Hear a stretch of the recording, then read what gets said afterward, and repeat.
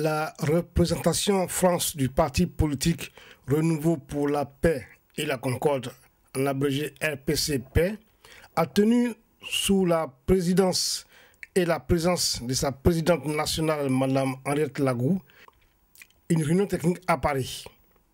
Objectif de cette rencontre, faire le bilan des 2 mois d'existence de la représentation France dirigée par Mme Dali Rama et informer les militants de Paris des avancées de la préparation du prochain congrès du parti qui se tiendra les 27 et 28 septembre prochains à Abidjan. La rencontre qui s'est tenue ce 30 août 2014 a eu pour cadre le 17 du boulevard Kellermann dans le 13e arrondissement de la capitale française. Militants, sympathisants, membres du bureau de la représentation France, dirigeants du conseil politique, parce que tous les responsables du RPC-Paix, de la diaspora de France et d'Europe ont fait le déplacement pour écouter la présidente Henriette Lagou, venue spécialement d'Abidjan, afin de leur livrer un message d'encouragement et de mobilisation, et surtout décortiquer avec eux l'actualité sociopolitique de la Côte d'Ivoire, qui se décline ces derniers temps par la tractation pour la composition de la CEI, c'est-à-dire Commission électorale indépendante. Mais avant, l'honneur est revenu à Maître Évariste Ouenché, avocat au barreau de Luxembourg et représentant Europe du RPC-Paix, de planter le décor de la réunion. Je voudrais, au nom de la direction du RPC, particulièrement au nom de la présidente du RPC, Madame la ministre Henriette Lagou ici présente, adresser nos chaleureuses salutations à tous ceux et à toutes celles qui ont bien voulu prendre part à cette cérémonie. La présidente du RPC, Madame la ministre Henriette Lagou, est parmi nous aujourd'hui. Elle est parmi nous à l'occasion de cette réunion. Son programme est assez chargé, sinon pour ceux qui la connaissent, quand elle est là, en dehors de la réunion, elle est aussi avec nous.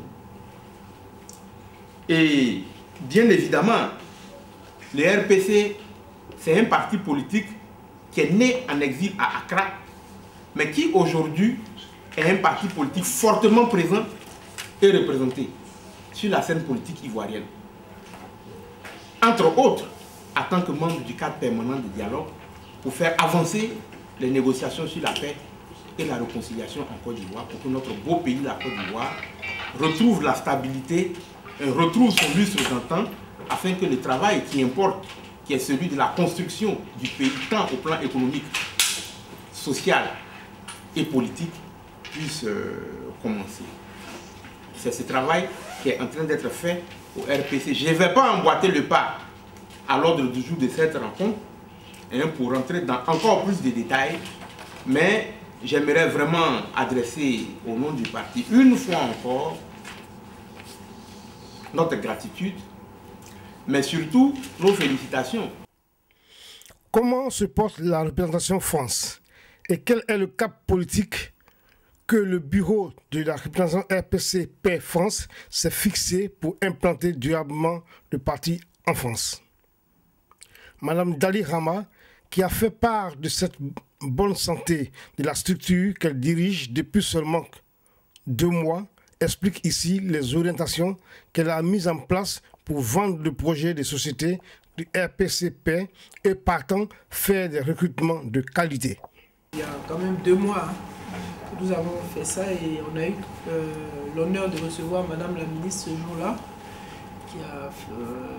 qui m'a présenté officiellement à l'équipe et on a commencé à travailler dans ce sens-là. À ce jour, si vous voulez, nous essayons d'implanter le RPC dans la France.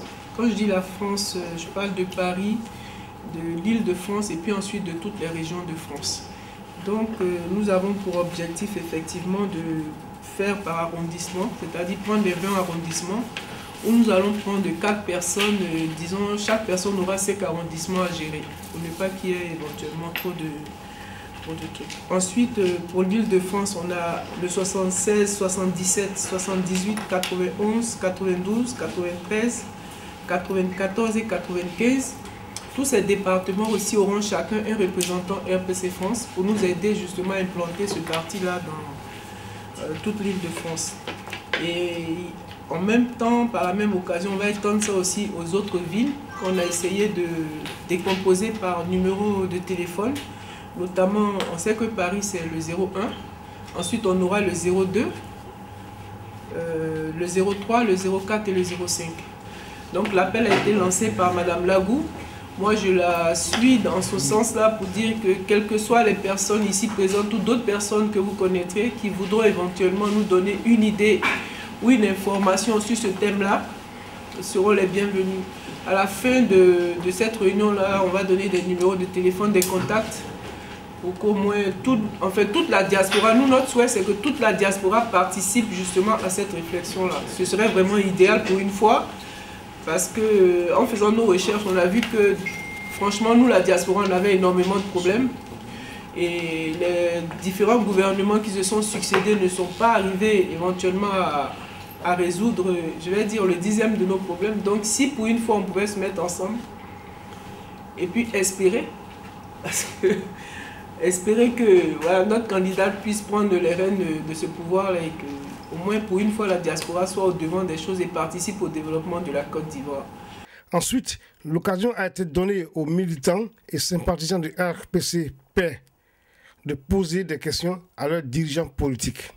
Ces interrogations ont tourné autour de l'organisation de leur parti et les moyens dont ils disposent pour faire réellement gagner ces élections dont on connaît les enjeux après la crise politique de 2011. Les militants se sont aussi interrogés s'il n'était pas prématuré pour les RPC Paix de s'engager dans de telles joutes après seulement 3 ans de vie. Madame Henriette Lagou, qui a répondu sans faux fuyant à toutes ces questions, explique sur notre plateau les motivations profondes qui guident son engagement politique et pourquoi elle entend gagner les prochaines élections présidentielles en Côte d'Ivoire. Téléspectateurs de 20 TV, bonjour et merci pour votre fidélité. Nous recevons sur notre plateau ce jour Madame Henriette Lagou, qui est la présidente d'un nouveau parti, RPC, je crois bien c'est ça, Madame la Présidente. Oui, bien sûr. Madame la Présidente, bonjour. Bonjour. Et merci d'avoir accepté notre invitation. Alors, vous sortez d'un séminaire avec les militants de votre parti en France. Que doit-on retenir de cette rencontre? Merci beaucoup. Merci pour l'occasion que vous me donnez de parler après cette réunion technique que nous venons d'avoir avec notre représentation France. Évidemment, c'est le RPC Paix. Le RPC Paix n'est plus un nouveau parti politique et nous avons plus de 2 ans, donc l'enfant marche. Je voudrais dire que nous retenons la mobilisation de la diaspora pour le RPC. À peine 2 mois que je suis partie de Paris et nous avons mis en mission des frères citoyens pour constituer un bureau adéquat pour les actions du RPC. Et au sortir de cette réunion, nous sommes reconfortés, nous sommes confortés dans notre position de savoir que le RPC vit à Paris et que le RPC vit en France. Alors, candidate déclarée à la prochaine présidentielle en Côte d'Ivoire, vous estimiez il y a quelque temps que la vieille garde devait maintenant passer la main. Et il revenait maintenant à la nouvelle génération de prendre le relais. Alors, vous, dans quel camp vous vous situez? Étant donné que vous êtes aussi comptable de l'ancienne gouvernance en Côte d'Ivoire, vous avez été ministre sous Gbagbo et vous êtes aujourd'hui engagé en politique. Est-ce que vous êtes vierge politiquement? Ben, vous avez parlé de... Je retiens vos propos, hein, vous m'avez parlé de la vieille garde. Moi, je n'ai pas parlé de camp non plus. J'ai dit que les doyens, les aînés doivent passer la main à la nouvelle génération. Je n'ai pas parlé de camp, parce que pour moi, il n'y a pas de camp. Nous avons un seul camp, si on veut parler évidemment de camp, c'est la Côte d'Ivoire. Et donc, la Côte d'Ivoire est un pays qui doit être gouverné pour le bonheur des Ivoiriens. Et par conséquent, il faut de nouvelles personnes. Depuis 40 ans, on ne voit que les mêmes personnes. Et donc, il faut de nouvelles personnes avec de nouvelles idées pour gouverner la Côte d'Ivoire Vous voyez, la fracture sociale est grande. Il faut dire autre chose ivoirien. Il faut donner espoir aux nouvelles générations. Et donc, ce n'est pas une question d'être comptable d'un camp ou d'un autre, d'être pro ceci, pro cela, comme on entend à tout bout de chemin. Il faut aller à ressouder le tissu social en Côte d'Ivoire. Il faut aller à redonner espoir aux Ivoiriens. Il faut aller à refaire que les enfants travaillent par rapport à une avancée normale de la Côte d'Ivoire. Alors, vous êtes pour refuser la politique de la chaise vide, Madame la Présidente, c'est ce que vous avez dit tout à l'heure au cours de la réunion. Pour vous, il est temps que vous participiez, votre parti, vous avez dit, participe à toutes les réunions, enfin pas réunions, mais à toutes les élections qui auront lieu en Côte d'Ivoire. Est-ce que vous ne craignez pas de vous engager dans une aventure qui, en réalité, va vous ostraciser, qui ne vous fera avancer? Mais écoutez, quand vous voyez des exemples dans tout le monde entier, les partis politiques qui optent de faire à des moments donnés de leur vie la politique de la chaise vide payent très cher. Et donc nous sommes un jeune parti, nous avons envie de participer à la vie politique de notre pays. Nous avons envie d'avancer avec l'atmosphère politique en Côte d'Ivoire et avoir notre place. Et par conséquent, nous ne ferons pas la politique de la chaise vide. Nous devons participer à toutes les élections. Et d'ailleurs, c'est en participant aux élections qu'on peut peser sa représentativité politique sur la scène. Alors, il n'y a pas de raison qu'on se dise que... Parce que, écoutez, la politique, c'est comme un jeu, tout est stratégie. Et donc, dans ces conditions, il faut pouvoir peser, savoir son poids réel sur le terrain. Et ce n'est pas des élections qu'on a des militants, ce n'est pas des élections que tu sais ce que tu pèses réellement sur le terrain.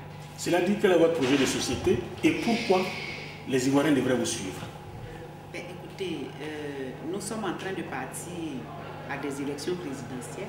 Évidemment, on ne peut pas aller à une élection présidentielle sans projet de société qui va plus tard, quand on est au pouvoir, se dérouler en programme de gouvernement. Alors, si vous voulez que je vous dise maintenant mon projet de société, pour les téléspectateurs, pas pour nous autres, mais pour les téléspectateurs, ceux qui vous écoutent et qui ont envie de vous embarquer, comme vous l'avez souhaité dans votre train, à quoi ils doivent s'attendre? Évidemment, il y a des grandes lignes, il y a des mots. Puisque faire la politique, c'est rendre heureux les populations. Donc, il y a des mots dont souffrent nos pays, il y a des mots dont souffre l'Afrique, qu'on peut énumérer, évidemment. Nous avons les questions de pauvreté. Nous avons aujourd'hui, après cette crise que nous avons connue, nous avons des questions de cherté de la vie. Et nous avons des questions de développement aussi à tous les niveaux. Voyez-vous, la Côte d'Ivoire, quand tu prends sur le plan éducation, a besoin de couvrir totalement nos contrées d'écoles primaires, d'écoles supérieures. Par exemple, c'est aussi un grand projet en matière sociale. Et puis, comme je l'ai dit tantôt, on peut énumérer quelques aspects. Nous avons l'accès à l'eau potable. Vous savez que c'est source de beaucoup de maladies dans nos régions. Et puis nous avons même la prévention, la santé. Quand on était au gouvernement, on a parlé d'assurance maladie universelle. Nous parlons de santé pour tous, étant donné que nous sommes experts en protection sociale. Et donc, il faut développer ces aspects-là. C'est des grands chantiers que nous allons aborder quand on va dérouler notre projet de société. Mais comme vous l'avez dit, les téléspectateurs doivent savoir que nous venons sur la scène politique pour aider les Ivoiriens et surtout leur dire la vérité en face de ce qui ne va pas, de ce qu'il faut faire, de comment nous pouvons conjuguer nos efforts pour que nous puissions avancer. Nous ne venons pas promettre des choses que nous n'allons pas pouvoir réaliser. Nous n'allons pas faire des promesses pour faire des promesses, mais nous allons ensemble, avec les Ivoiriens, faire face à la réalisation d'un certain nombre de choses afin d'enrayer des maux qui minent nos sociétés. Justement, les mots qui minent la société ivoirienne sont identifiés et je vais les citer pour vous rapidement. Ici, on parle de pauvreté, insécurité, justice des vainqueurs, chômage, clientélisme et rattrapage ethnique. Alors, sur ces questions, on ne vous a jamais vu interpeller le pouvoir. Finalement, ceux qui pensent que vous êtes rentré d'exil après avoir convenu d'un deal avec le pouvoir, est-ce qu'ils ont raison? Mais merci beaucoup. Vous savez, les gens peuvent penser ce qu'ils pensent. Hein. Et puis, on avance et puis on fait ce qu'on peut pour la population. Vous avez énuméré les mots, c'est les mots qui minent effectivement nos sociétés. Mais il ne s'agit pas d'être opposant pour à tout bout de champ crier dans le vide. Il faut savoir, quand vous criez, est-ce qu'on vous entend? Et comment vous criez? Et comment vous parlez? Est-ce que les gens vous écoutent? Il faut d'abord se préoccuper de ça. Parce que faire de grands discours, faire des interviews dans les journaux pour se faire voir, pour dire qu'on est opposant, ce n'est pas ça la réelle politique. Oui, mais Madame la Présidente, excusez-moi de vous interrompre, mais vos militants qui ont des soucis majeurs, les Ivoiriens qui certainement veulent s'embarquer avec vous, ont des soucis majeurs et ils ne vous sentent pas. On a comme le sentiment que tout ce qui se passe en Côte d'Ivoire, vous êtes étranger. Vous êtes centriste, c'est vrai, mais les gens ont envie de sentir Henriette Lagou en train d'interpeller le pouvoir, ce qui ne se fait pas. Je vais interpeller le pouvoir quand je sentirai qu'il faut, et j'interpelle le pouvoir quand il s'agit d'interpeller le pouvoir à des moments précis. Vous savez qu'il n'y a pas longtemps, on m'a demandé de me prononcer sur le discours du président de la République et j'ai indiqué que le taux de chômage est très élevé, que le président a indiqué des chiffres et qu'il faut faire 2 fois plus. Et j'assume ce que je dis parce que nous avons beaucoup de chômeurs, nous avons les questions d'emploi évidemment qui se posent. Alors quand il s'agit d'interpeller, nous interpellons, mais nous n'insultons pas. Voilà, il ne s'agit pas de crier et puis dire que pour faire plaisir. Non, je ne veux pas faire plaisir. Et puis sachez que je ne vais pas aussi caresser dans le sens du poil. Je dirai ce que je pense, mais pas avec violence. Nous n'en avons plus besoin. Mais pas avec rancœur, parce que j'ai plus de rancune. Je veux œuvrer pour que les Ivoiriens retrouvent la paix. Et je n'ai pas besoin d'insulter, je n'ai pas besoin de dire des mots qui choquent, mais on peut dire la vérité, mais en disant la vérité, bien dire la vérité, pour que en face, celui qui doit faire réparation, sache que réparation doit se faire. Voilà. Madame la ministre, 2 dernières préoccupations avant qu'on ne se quitte. Les élections présidentielles vont se tenir en 2015. Est-ce que techniquement, vous pensez qu'on peut tenir ces dates? Est-ce que vous pensez que les choses même peuvent se faire, vu les crispations qu'il y a autour de beaucoup de points? Est-ce que pour vous, c'est faisable? Mais pourquoi vous pensez que techniquement, ça ne peut pas se faire? On vient de mettre la CEI. Ce sera à la CEI de travailler aux nouvelles listes pour aller aux élections. Alors, il ne faut pas d'emblée dire que techniquement, ça ne va pas être possible. Si on veut aller aux élections, je pense qu'on a les moyens techniques d'aller aux élections. Rien ne nous démontre aujourd'hui qu'on ne peut pas aller aux élections. Techniquement, moi, je ne vois pas ce qui va nous empêcher d'aller aux élections, franchement. Et ensuite, ce que je veux dire, c'est que nous avons besoin, évidemment, d'aller à ces élections pour apaiser un tant soit peu, évidemment, le climat de tension que vous avez soulevé tout à l'heure. On a besoin d'avancer et par conséquent, je pense que quand les échéances arrivent, il faut les respecter. Parce que ça jette encore du discrédit sur notre façon de fonctionner, sur les hommes politiques, pour dire qu'ils ont envie de s'éterniser et ça crée d'autres problèmes. Donc moi je pense qu'il faut se donner les moyens de respecter les échéances quand ça arrive. Alors Madame la ministre, dernière préoccupation, vous avez parlé de la réconciliation tout à l'heure dans la salle, mais en même temps vous avez souligné que le schéma que le gouverneur, le Premier ministre Bani est en train de dérouler n'était pas le bon. Alors, qu'est-ce que vous pouvez lui donner comme conseil et pourquoi vous estimez que ce ne serait pas le bon schéma? Vous n'avez sûrement pas bien suivi. Je n'ai pas jugé le déroulement de son schéma de travail, son programme de travail. Alors, dites-nous ce que vous avez dit.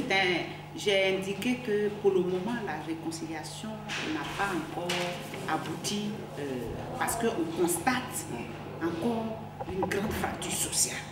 Je crois que le but de la réconciliation, c'est de ramener les Ivoiriens ensemble, c'est de réussir à ressouder le tissu social. Et nous sommes des gens de terrain.